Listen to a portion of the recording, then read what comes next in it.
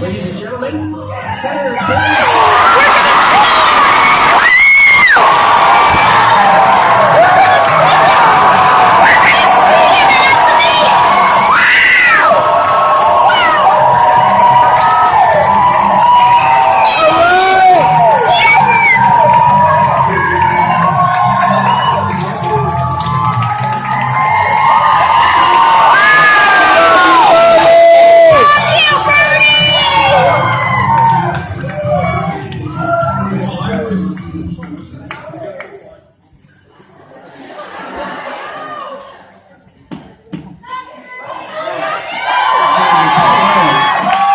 This works a little better. I was told that Colorado Springs was a conservative town. Lies!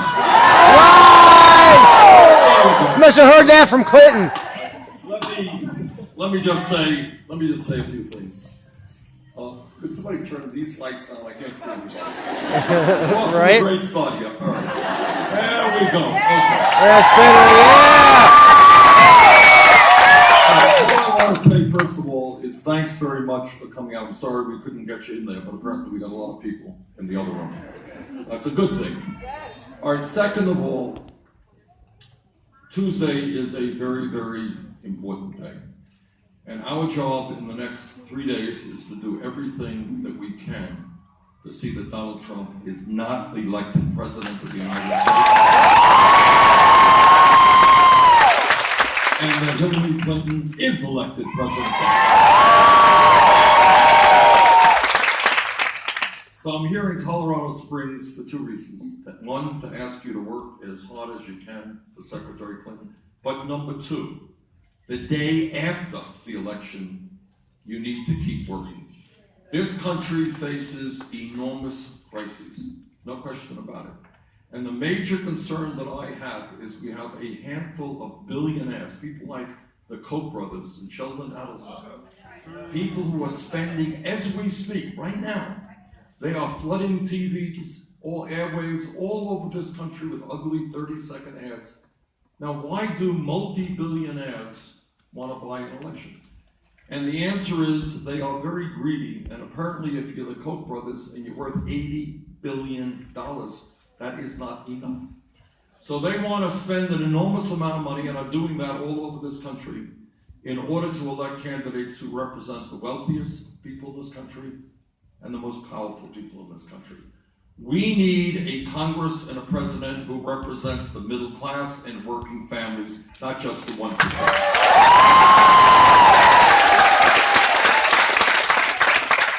And that is not going to happen unless all of you remain involved in the political process. What does that mean? It means that we as a people have got to think big and not small. We are the wealthiest country in the history of the world. That's who we are right now. And yet in Colorado and in Vermont and all over this country, we have people who are working 2 or 3 jobs trying to cobble together some income. We have 28 million Americans who have no health insurance. We are the only major country on earth not to guarantee health care to all people as a right. All right, and you are going to change that.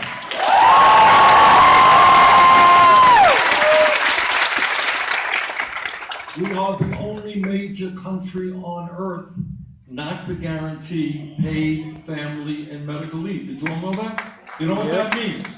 What that means is that today in Colorado and today in Vermont, women are giving birth to beautiful babies. But because they don't have a lot of money, they are going to be forced to separate themselves from those babies and go back to work in a week or 2. We are the only country, major country on earth, that doesn't say to that mom and that dad, you have a right to stay home with your newborn baby, get to love that baby, get to know that baby. Together, we are going to change that and have 3 months paid family and medical leave.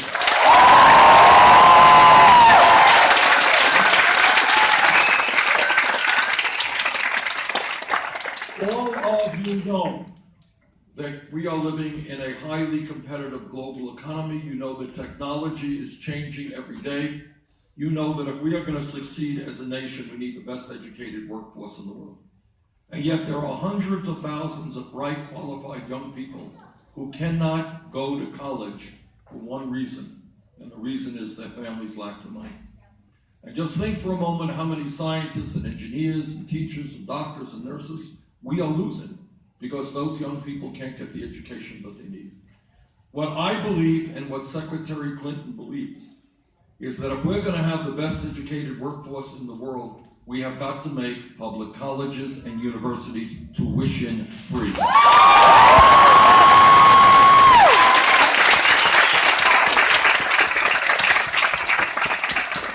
How many of you here are dealing or worrying about student debt? Okay. Now I want you to think outside of the box. Pretend you were president and thinking about the future of this country. If you want a well-educated workforce, if you want people of all ages to be able to get the training they need to handle new technology, what you would try to do, I think, is to encourage people to get the education they need, not discourage people. Right now in America, we have millions of people who are paying interest rates on their student debt of 6, 8, 10%. Meanwhile, you can go out and buy a new car today with interest rates of 1%, refinance your home 3 or 4%. What Secretary Clinton believes and what I believe is people with student debt should be able to refinance those loans at the lowest interest rates in the country. Has anybody here heard of a federal program called the National Health Service Corps? Ring any bells?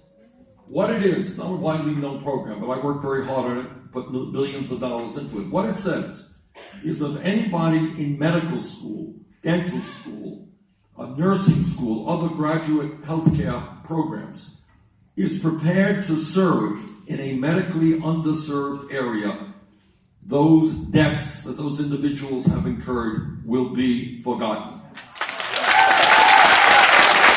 I think that is a great idea that should be expanded.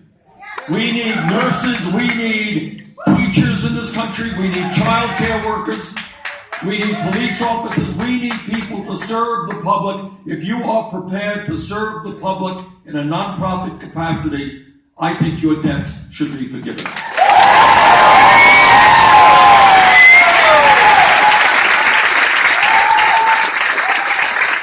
Last point that I want to make, because I'm going to go over these points in the other room, but I want to raise one point that is just of enormous consequence. I'm a member of the U.S. Senate Committee on the Environment, and in that capacity, I meet with scientists all over the world. And I want all of you to know, the debate is over. Climate change is real. It is caused by human activity, and it is already causing devastating harm in our country and around the world. And what the scientists tell us, if we don't get our act together, transform our energy system, the situation is only going to get much worse, more drought, floods, extreme weather disturbances. Your generation is going to have the responsibility of transforming our energy system. You're going to have to be the people to make our buildings and our transportation system more energy efficient. You're going to be the generation that moves this country to wind, to solar, to geothermal, that breaks our dependence on fossil fuels.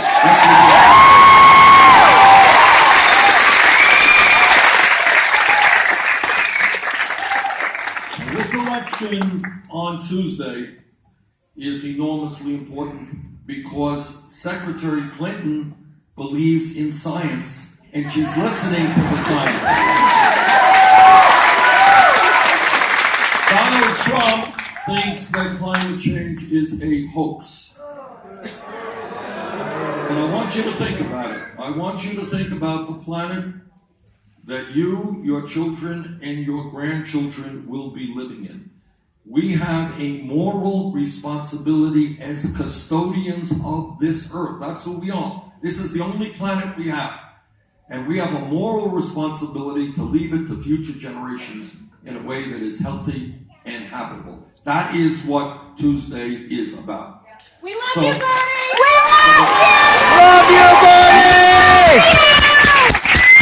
I want to thank all of you for coming out. I hope you work as hard as you can, bringing out your friends.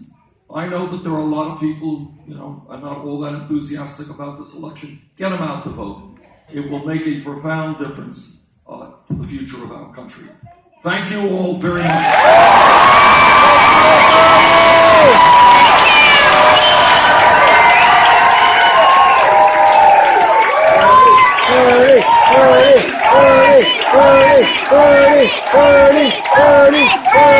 Bernie!